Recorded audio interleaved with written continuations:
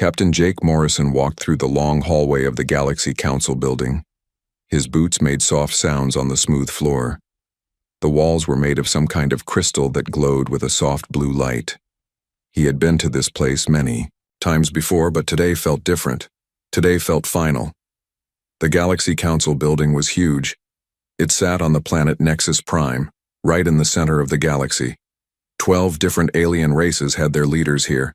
They made all the big decisions. For everyone in the galaxy. At least they tried to. Jake stopped outside the main chamber doors. They were twice as tall as any human and covered in strange symbols that hurt to look at for too long. Ambassador Lisa Carter stood next to him. She looked tired. They had been fighting this battle for months, and it was not going well. "Are you ready for this?" Lisa asked him. Her voice was quiet, but Jake could hear the anger underneath. "As ready as anyone can be for the end of the world," Jake said back. The doors opened without any sound. Inside, the chamber was even bigger than Jake remembered. 12 tall seats were arranged in a circle. Each seat held one of the most powerful beings in the galaxy. In the center was a small area where humans were supposed to stand and speak. Jake and Lisa walked to the center. Their footsteps echoed in the huge space. Jake looked up at the 12 aliens staring down at them. Some had 4 eyes. Some had tentacles instead of arms. Some looked like giant insects.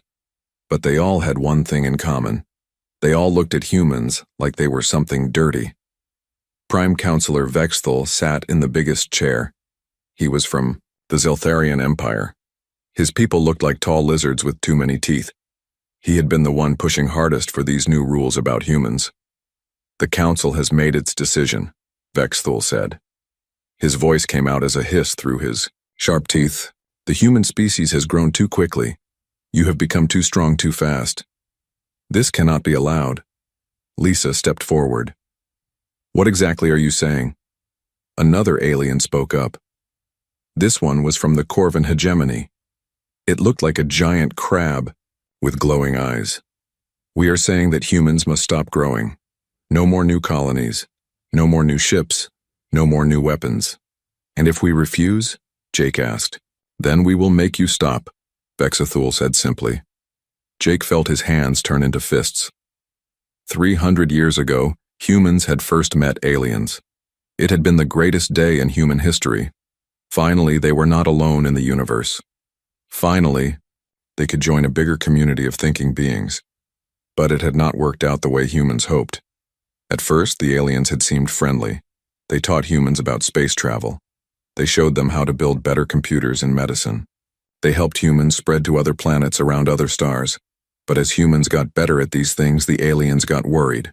Humans learned fast. Too fast. In just 300 years, humans went from barely being able to leave their own planet to matching some of the oldest races in the galaxy. The aliens did not like this. They were used to being in charge. They were used to newer races taking thousands of years to catch up. Humans did it in just a few centuries. "You came to us as children," said another council member. This one looked like a floating jellyfish, with a big brain showing through clear skin. "We taught you, we helped you, but children must know their place."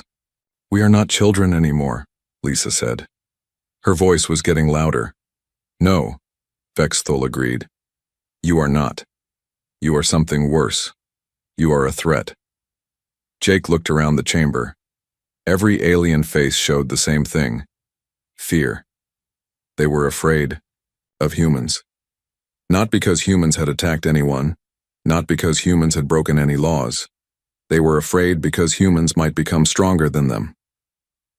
"Let me make sure I understand this," Jake said.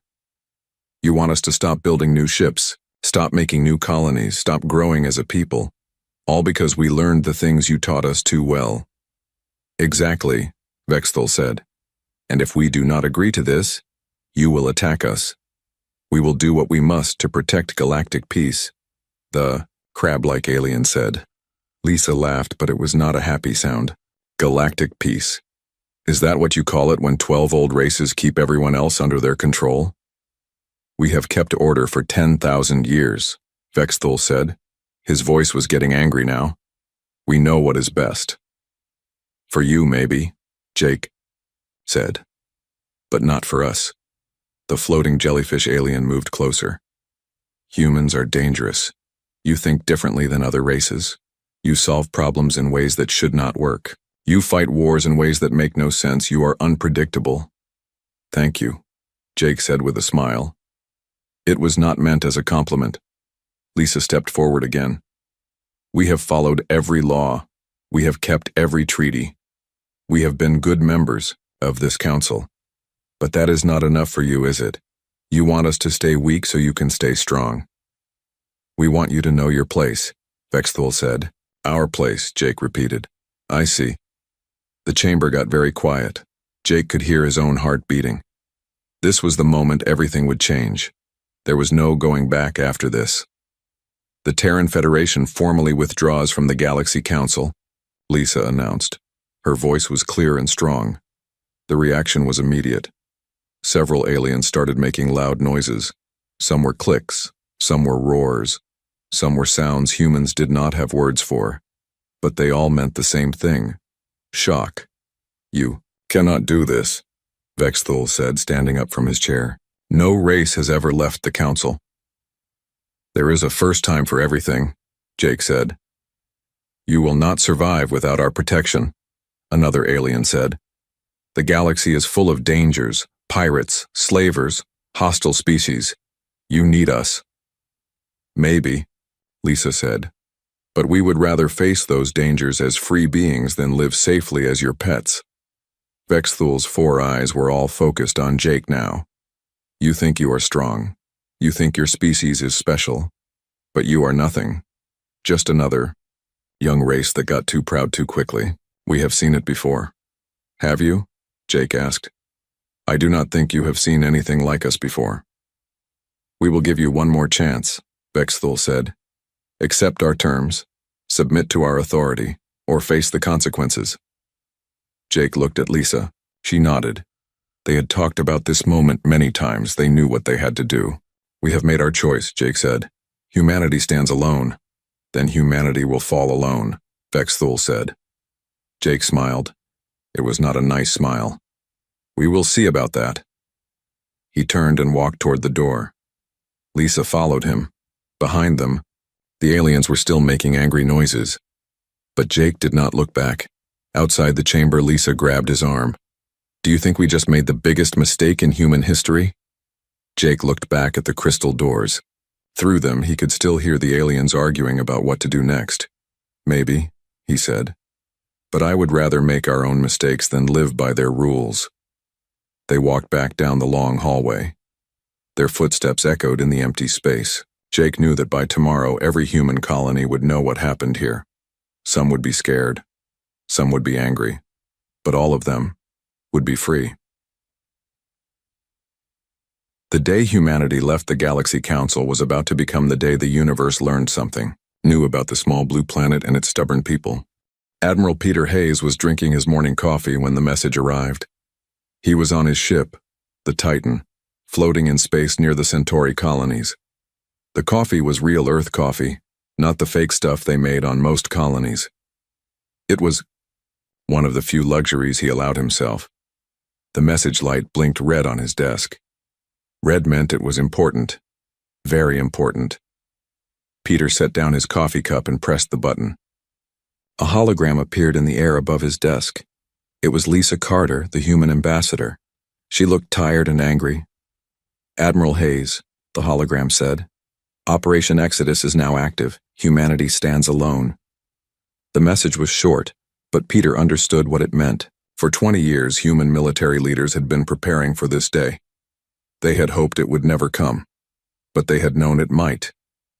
Peter pressed another button on his desk. All senior officers to the bridge. Now.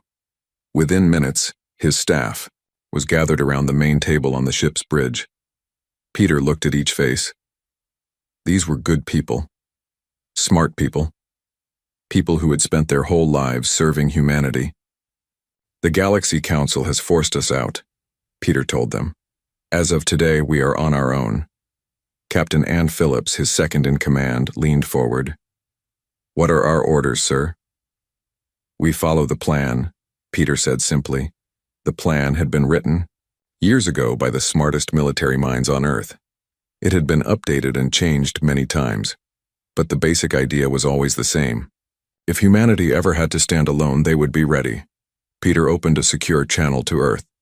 Within seconds, he was connected to General Roy Clark, the head of all human military forces. "I heard the news," General Clark said. His face appeared on the main screen. He looked older than Peter remembered. "How long do we have?" "The aliens will probably wait a few months," Peter said. "They will want to see if we change our minds first, but after that they will come. Then we better get started." All across human space, the plan began. It was like watching a huge machine start to work. Every part had its job. Every person knew what to do. On Mars, Dr. Maria Rodriguez was already at work. She ran the biggest weapons research lab in human space.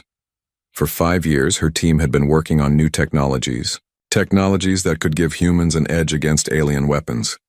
"How are the new engines coming along?" Her assistant, Dr. Bob Turner, asked. "Better than I hoped," Maria said. She was looking at a computer screen full of numbers and charts. "The quantum drive prototypes are working perfectly. Our ships will be able to move faster than anything the aliens have."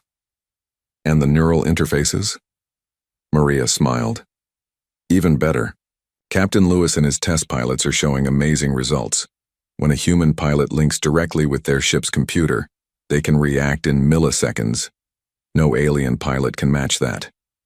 Dr. Turner looked worried. "Is it safe? Linking human brains directly to computers?" "Safe enough," Maria said. "And it might be what saves us." On the other side of human space, Colonel Ryan Foster was training his Marines. These were not regular Marines. These were special forces, the best of the best. "Listen up," Colonel Foster told his troops. They were standing in a large training room on the planet New Texas.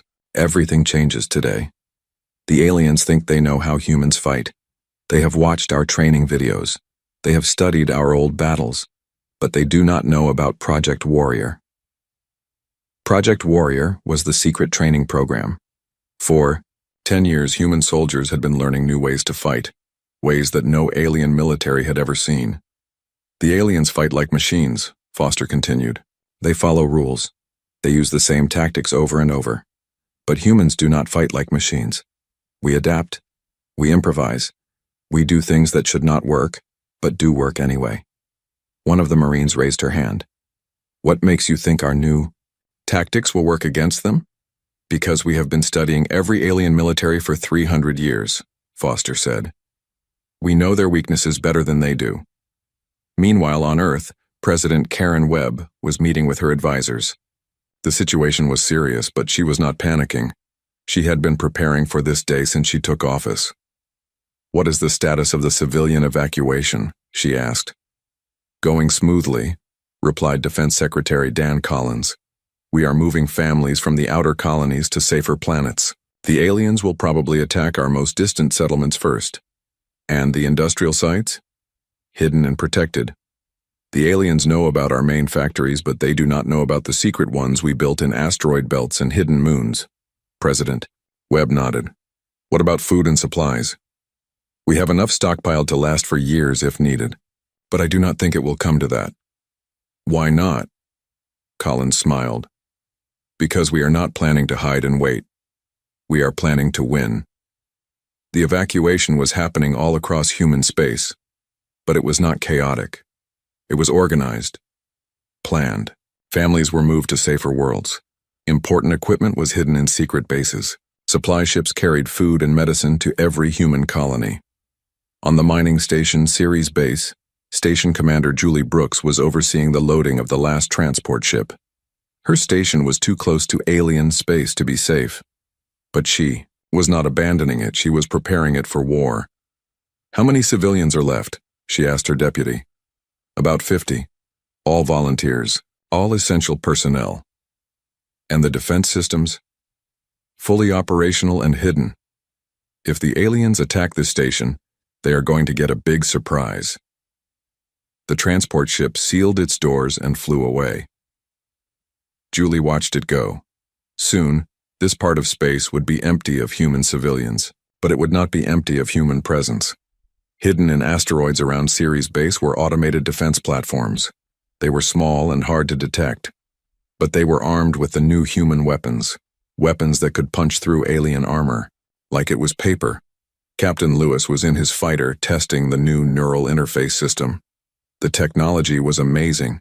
When he plugged the cable into the port behind his ear, his mind joined with his ship's computer. He could think his ship into moving. He could fire weapons by willing it to happen. "How does it feel?" Dr. Maria Rodriguez asked over the radio. "Like the ship is part of my body," Lewis replied.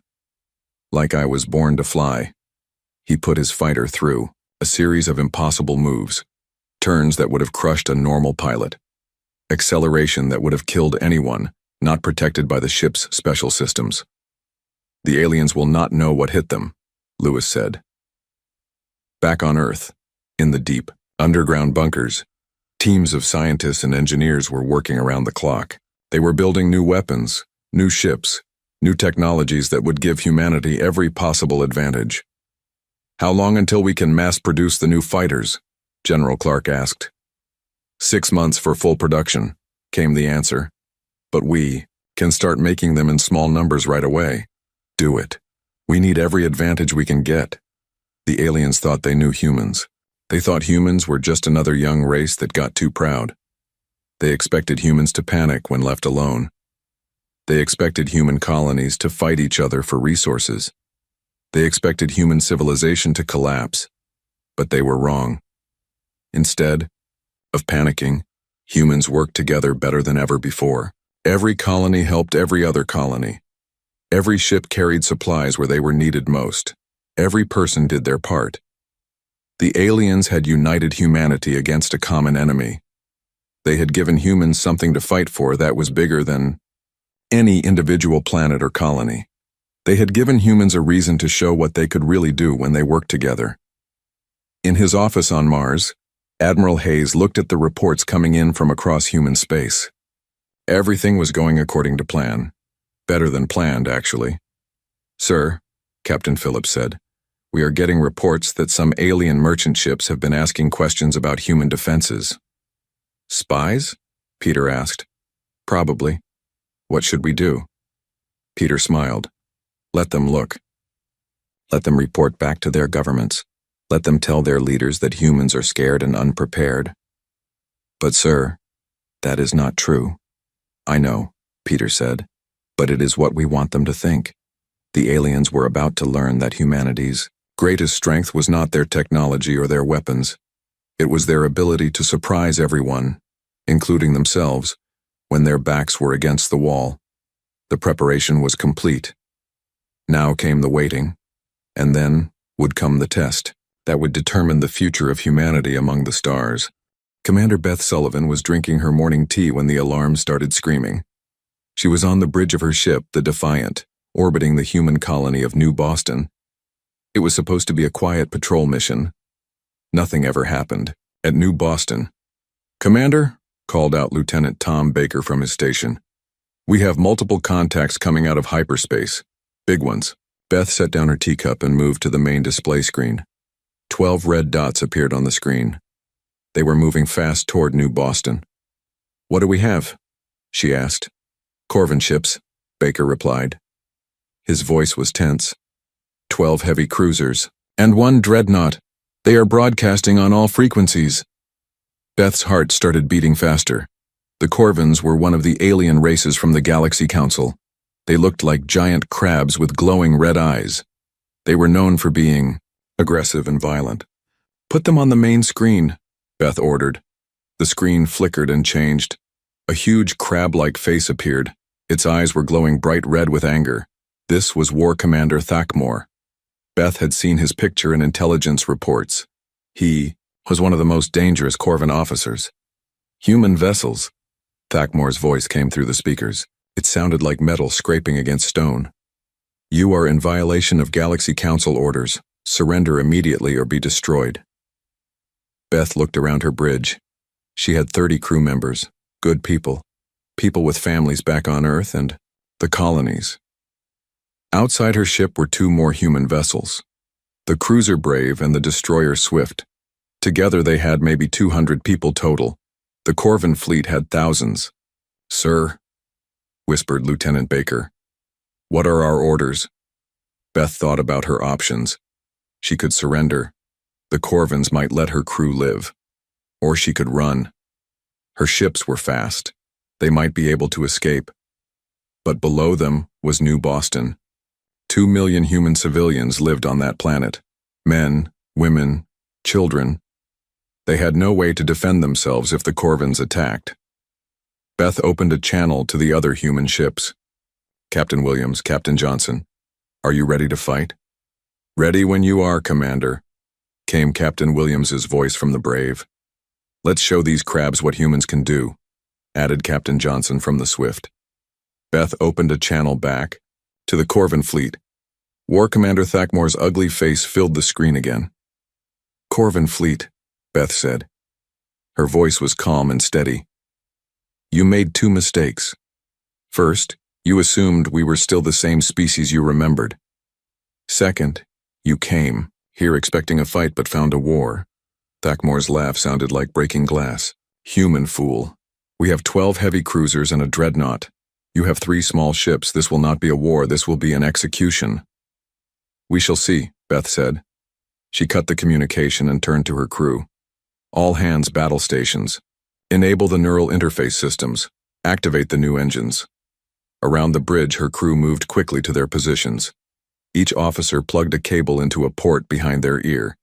Suddenly, their eyes started glowing with a soft blue light. They were now connected directly to the ship's computer systems. "Neural links established," reported Baker. But his voice sounded different now. Clearer. Faster. "Quantum drives online," called out engineer Carol Peterson. "All systems showing green." Through the bridge windows, Beth could see the Corvin ships getting closer. They were huge. Each cruiser was 3 times the size of her ship. The dreadnought was the size of a small moon. "Fire control," Beth ordered. "Target the lead cruiser. All weapons." "Targeting," came the reply. The Corvin ships opened fire first. Bright red beams of energy shot across space toward the human ships. But something strange happened. The human ships simply were not there anymore. Beth's ship had moved faster than the eye could follow. The neural interface let her crew think and react at computer speeds. They could dodge weapons fire that should have been impossible to avoid. "Return fire," Beth ordered. The human weapons were different from anything the Corvins had seen before. Instead of energy beams, they fired something that looked like small stars. These projectiles moved at incredible speed and hit with massive force. The first Corvin cruiser exploded in a ball of fire. "Direct hit," reported Baker. 1 cruiser. "Destroyed." Thakmore's voice came over the radio again. "Impossible. How did you move so fast?" Beth smiled. "Like I said, you do not know us anymore." The battle became a deadly dance. The Corvin ships were powerful, but slow. They fired their weapons at where the human ships had been, not where they were going to be. The human ships moved, like ghosts appearing and disappearing, striking and vanishing. Captain Williams and the Brave took out 2 cruisers with a single attack run. His ship flew straight at the Corvin formation, fired its weapons, then teleported to safety using the new quantum drives. Captain Johnson in the Swift used different tactics. His ship split into multiple images using holographic projectors. The Corvins did not know which image was real. They wasted their shots on empty space while Johnson's real ship attacked from behind. "Sir," Baker called out, "the dreadnought is trying to target the planet." Beth looked at the main screen. The huge Corvin ship was turning its massive guns toward New Boston. If those weapons fired, millions of people would die. "All ships concentrate fire on the dreadnought," Beth ordered. "Commander," Captain Williams replied over the radio, "that ship has too much armor. Our weapons cannot get through." Beth thought for a moment. Then she smiled. "Who says we have to get through the armor?" She plugged her own neural interface into the ship's systems. Suddenly, the ship felt like part of her body. She could feel every system, every weapon, every sensor. "Peterson, give me everything the engines have got," she ordered. "Ma'am, if I do that, we might not be able to stop," Peterson warned. I am not planning to stop. Beth's ship accelerated toward the dreadnought. Faster and faster. The Corvin guns tried to track her, but she was moving too fast and changing direction too often. At the last second, just before her ship would have crashed into the dreadnought's hull, Beth activated the quantum drive. Her ship disappeared from normal space, passed through the dreadnought's armor like it was not there, and reappeared inside the enemy ship. "Fire all weapons," Beth ordered. From inside the dreadnought, the human weapons tore the massive ship apart. Explosions ran along, its hull like a chain reaction. Within seconds, the pride of the Corvin fleet was debris floating in space. The remaining Corvin ships stopped firing. They sat in space, not moving, like they could not believe what they had just seen. Beth opened a channel to the surviving enemy ships. "War Commander Thakmor, do you wish to continue this fight?" There was a long silence. Then Thakmor's voice came through, much quieter than before. "How? How did you defeat us so easily?" "We learned," Beth replied. "We adapted. We became something new." "The Council will send more ships," Thakmor said. "Let them come, we will be ready." The surviving Corvin ships turned and fled toward the edge of the system. Beth watched them go. She felt tired suddenly. The neural interface was disconnected, and her ship felt separate from her body again. "Damage report," she asked. "Minor hull damage to the Swift," Baker reported. "No casualties on any of our ships." Beth looked at the wreckage floating in space where the Corvin fleet had been. 13 enemy ships had attacked New Boston. Only 4 were limping away. "Send a message to Earth," Beth ordered. "Tell them the first test is over. Tell them we passed." On New Boston below, 2 million people were celebrating. They had watched the battle from the ground, seeing the lights of weapons fire in the sky. They had seen their defenders win against impossible odds. The news of the battle spread quickly through human space and beyond. Alien governments that had been planning attacks on human colonies suddenly became much more careful. The species that everyone thought was weak and helpless had just destroyed one of the galaxy's most powerful battle fleets. In the Galaxy Council chambers on Nexus Prime, Prime Counselor Vex Thul received the battle report. His 4 eyes stared at the numbers in disbelief. "This is impossible," he hissed. "Humans cannot be this advanced." But the evidence was there. The Corvin fleet was gone. The humans had won. And somehow, Beth Sullivan's small message was already spreading to every corner of the galaxy. The message was simple. Humanity does not seek war, but we will no longer tolerate aggression. Test us again at your own peril.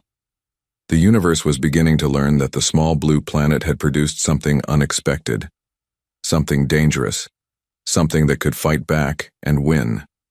The test was over. The real war was about to begin. Admiral Peter Hayes stood on the bridge of his flagship Defiance, watching the largest alien fleet ever assembled arrive at the edge of Earth's solar system. 312 enemy ships from 6 different species had come to end humanity, once and for all. "Sir," Captain Ann Phillips said quietly. "They are broadcasting on all frequencies." Peter nodded. "Put them on screen." The main display showed Fleet Admiral Zekthar of the Zeltharian Empire. He was tall and thin, with purple skin and silver eyes that glowed in the dim light of his ship's bridge.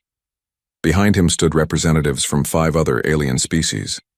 They all looked confident, they all looked angry. "Humans of Earth," Zekthar said. His voice was cold and smooth. "You have defied the Galaxy Council for the last time. Your defeat of the Corvin fleet was impressive but meaningless.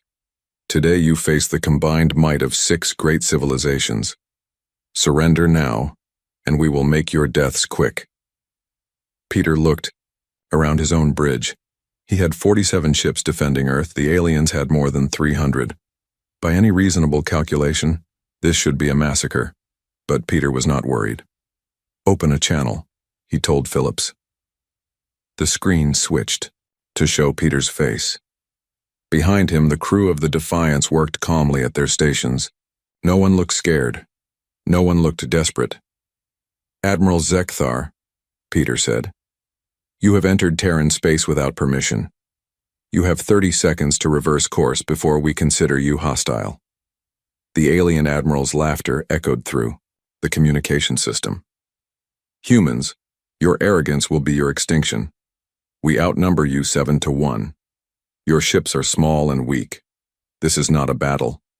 This is pest control. Numbers have never been humanity's strong suit, Peter replied calmly. Adaptability has. Peter cut the communication and turned to his crew. All ships, prepare for battle. Enable neural interfaces. Activate all defensive systems. Around Peter, his officers plugged cables into ports behind their ears. Their eyes began to glow with soft blue light. They were now thinking at computer speeds, reacting faster than any alien crew could match. Sir, Lieutenant Commander Steve, Jackson called out from the weapons station. Enemy fleet is moving to attack formation. Let them come, Peter said. The alien fleet spread out as it approached Earth. It was an impressive sight. Massive battleships from the Zeltharian Empire, sleek cruisers from the Andrian Confederacy, heavy destroyers from the Corvan survivors. Each ship was larger than anything in the human fleet. All human ships, implement Pattern Omega, Peter ordered. Across the human fleet, something extraordinary happened. The 47 ships began to move as one organism. They did not spread out like the aliens expected. Instead, they formed into a tight formation that looked almost like a spearhead. Admiral Zekthar watched this from his command ship. Fools, he said to his staff. They are clustering together. Our weapons will destroy multiple ships with each shot. The first alien shots came from the massive Zeltharian battleships. Beams of purple energy that could melt through a moon's crust fired at the human formation. The beams should have destroyed half the human fleet, but the human ships were not there anymore. At the last possible second, every human ship had teleported using their quantum drives. The alien weapons hit empty space while the human fleet appeared, behind the alien formation. Impossible, Zekthar whispered. The human counterattack was unlike anything the aliens had ever seen. Instead of using energy weapons, human ships fired something that looked like tiny suns. These projectiles moved faster than light and hit with the force of nuclear explosions. But it was not just the weapons that shocked the aliens. It was how the humans fought. They used tactics that made no sense according to galactic military theory. Captain Lewis, flying his neural-linked fighter, performed a maneuver that should have killed him. He flew straight at an enemy battleship, firing all his weapons. At the last second, his ship split into 5 copies using holographic projectors. The alien gunners did not know which one to shoot at. By the time they figured it out, Lewis had destroyed their engines and teleported away. Commander Julie Brooks, leading a squadron of destroyers, used a tactic she called the ghost dance. Her ships would appear, fire a devastating salvo, then disappear. They would reappear somewhere else, fire again, and vanish.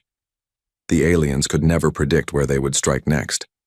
But the most shocking tactic came from Captain Dan Rogers and his heavy cruiser Thunder.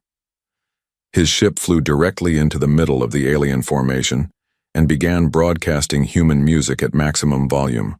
Not just any music. It was heavy metal rock music with screaming guitars and pounding drums. The effect on the alien crews was immediate.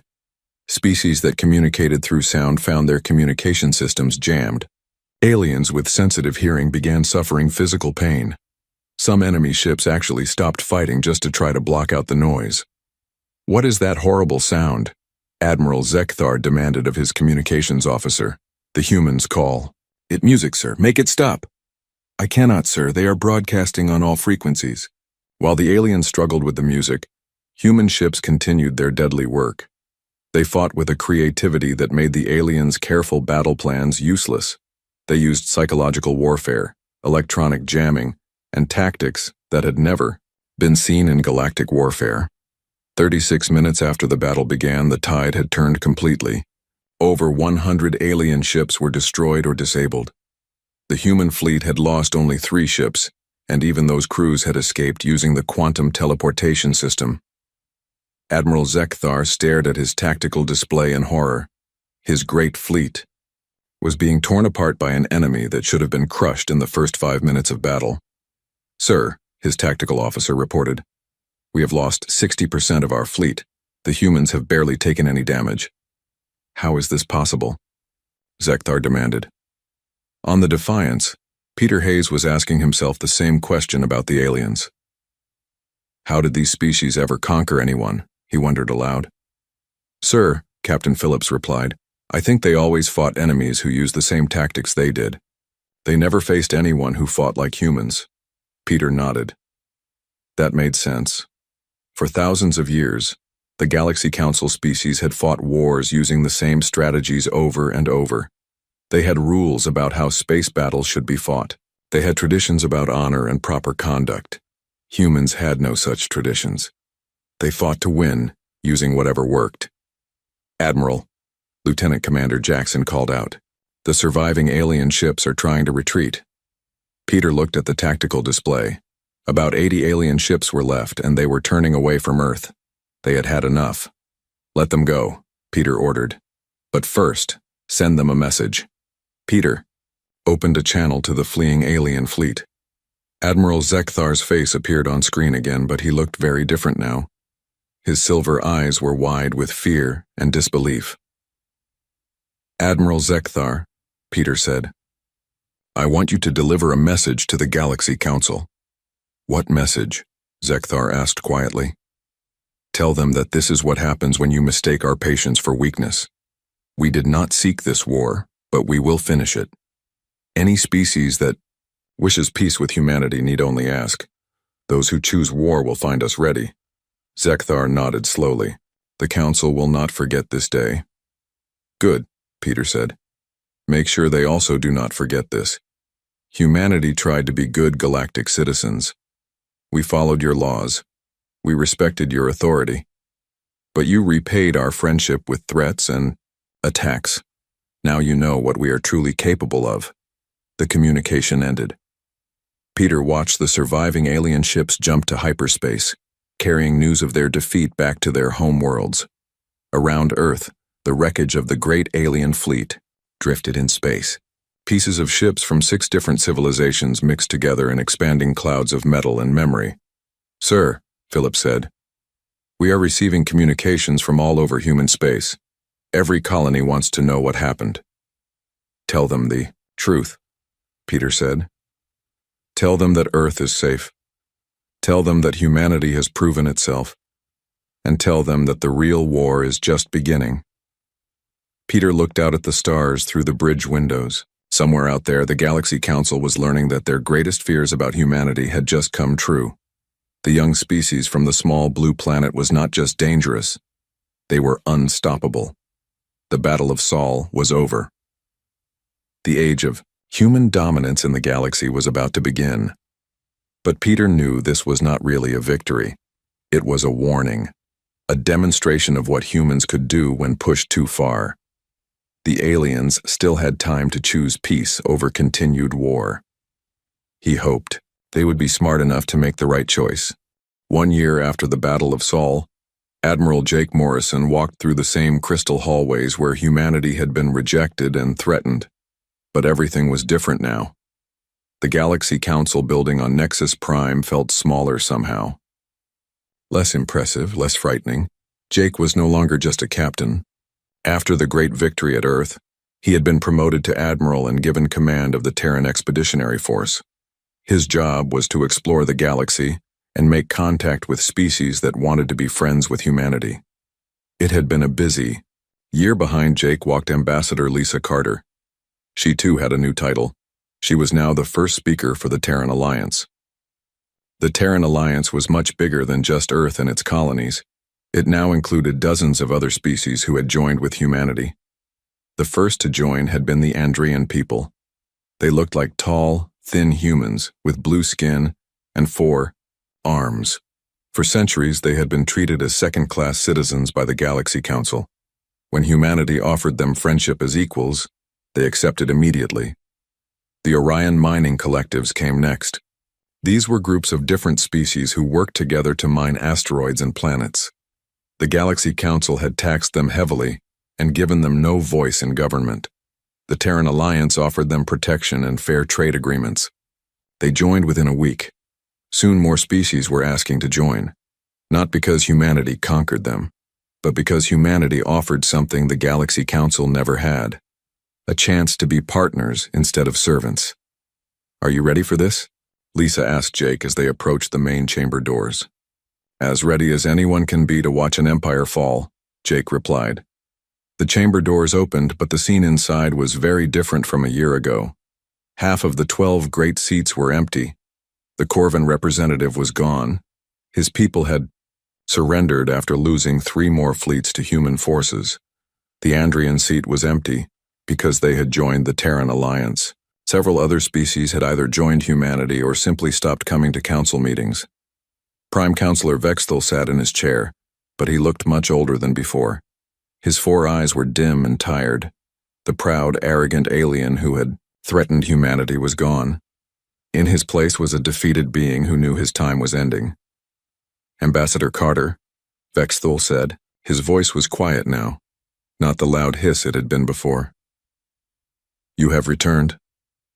"I have," Lisa said. She walked to the center of the chamber, but this time she was not alone. Representatives from 20 different species walked with her. All members of the Terran Alliance, all former subjects of the Galaxy Council. "What do you want?" Vexthal asked. "We want you to understand what you have lost," Lisa said. "1 year ago, you could have had humanity as a friend. You could have worked with us to make the galaxy a better place.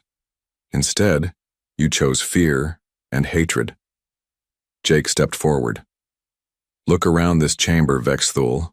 Look at all the empty seats. Look at all the species who chose freedom over your control. This is what your arrogance cost you." One of the remaining council members, an insect-like being from the Hive Collective, spoke up. "What do you expect us to do, surrender?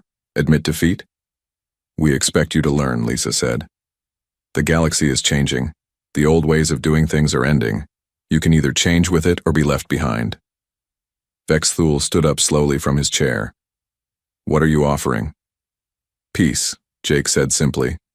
"Trade agreements, mutual defense pacts, everything we tried to negotiate before you forced us to leave the council." "But not as subjects," Lisa added. "As equals." The remaining council members looked at each other. They whispered in their various languages. Some sounded angry, others sounded afraid, all sounded uncertain. "The council has ruled the galaxy for 10,000 years, Vexthal said finally. "And now your rule is ending," Jake replied. "The question is whether it ends with peace or with more war." Through the chamber's crystal walls they could see space outside. Human ships patrolled the area around Nexus Prime, not as conquerors, but as protectors. The Terran Alliance fleet had come to make sure the meeting was safe for everyone. "Your ships are everywhere," another council member observed. "Not just our ships," Lisa corrected. "Alliance ships, Andrian cruisers flying alongside human destroyers, Orion mining vessels converted to patrol craft, former council subjects working together as equals." Jake activated a holographic display in the center of the chamber. It showed a map of the galaxy. Blue areas showed Terran Alliance territory. Red areas showed what remained of council space. The blue areas were much larger than the red ones. "This is the galaxy today," Jake said. "Free species choosing their own destinies. Trading with each other fairly, protecting each other from pirates and slavers, working together to explore new worlds and make new discoveries." "It sounds too good to be true," Vexthal said. "Come and see for yourself," Lisa offered. "Visit our worlds, talk to our people, see how different species can live and work together without one group controlling all the others." The chamber was quiet for a long time. Outside, a group of Andrian children were visiting the station with their families. Their laughter could be heard even through the thick crystal walls. It was a sound that had not been heard in the council chambers for a very long time. "What guarantees do we have?" asked another council member. "How do we know you will not treat us the way we treated others?" Jake smiled. "Because we are not you. We learn from your mistakes. We choose to be better. The Terran Alliance Constitution guarantees equal rights for all member species," Lisa added. "No one species can control another. No one world can be ruled from far away without its consent. These are the principles we live by." Vexthal sat back down in his chair. He looked very old and very tired. You are asking us to give up everything we have built. No, Lisa said, gently. We are asking you to build something better. Over the following months, one by one, the remaining council species began to join the Terran Alliance, not as conquered enemies but as new partners. The Zeltharian Empire was the last to join. Admiral Zekthar himself signed the alliance treaty on behalf of his people. I do not understand humans, he told Jake during the signing ceremony. You could have destroyed us all. You could have made us your slaves. Instead, you offer us friendship. That is what makes us different, Jake replied. We remember what it was like to be the smaller, weaker species. We do not want anyone else to feel that way. The Galacxy Council building on Nexus Prime was converted into the Alliance Assembly Hall. The 12 great seats were replaced with hundreds of smaller ones. Every member species, no matter how large or small, had an equal voice in the government. Dr. Ellen Brooks, a human historian, was invited to give the first lecture in the new assembly hall. She stood where the old council had once sat and looked, out at an audience that included beings from over 50 different worlds. Today marks the end of one era and the beginning of another, she said. The age of domination is over. The age of cooperation has begun. In the audience, children from a dozen different species sat next to their parents. Human children with blue Andrian skin. Corvan youngsters with their shells still soft and new. Zeltharian hatchlings with their scales just beginning to shine. The question that historians will ask, Dr. Brooks continued, is whether humanity always intended to change the galaxy, or whether we were simply reacting to circumstances. An Andrian student raised one of her 4 hands. What do you think, Professor? Dr. Brooks smiled. I think humans have always had one gift above all others. We see what is wrong with the world and we try to fix it. Sometimes we fail. Sometimes we make mistakes, but we never stop trying to make things better. She gestured to the star charts on the wall showing the current state of galactic civilization. Instead of the old rigid hierarchy, there were now dozens of partnerships and alliances, all working together under the framework of the Terran Accords. The day humanity left the Galacxy Council was not just the day the universe learned to fear us, she concluded. It was the day the universe learned that there was a better way to live among the stars. In the years that followed, that better way spread to every corner of the galaxy. Trade flourished between worlds that had never spoken to each other before. Scientific discoveries were shared freely among all species. Art and music and literature flowed between cultures, creating new forms of beauty that no single species could have imagined alone. And in the depths of space, human exploration ships continued their eternal journey outward, no longer alone but accompanied by friends from across the galaxy. Together, they carried the promise that had started on a small blue planet long ago. The promise that all thinking beings deserve to be free, to grow, and to reach for the stars together. The universe had indeed learned to fear humanity, but more importantly, it had learned to hope.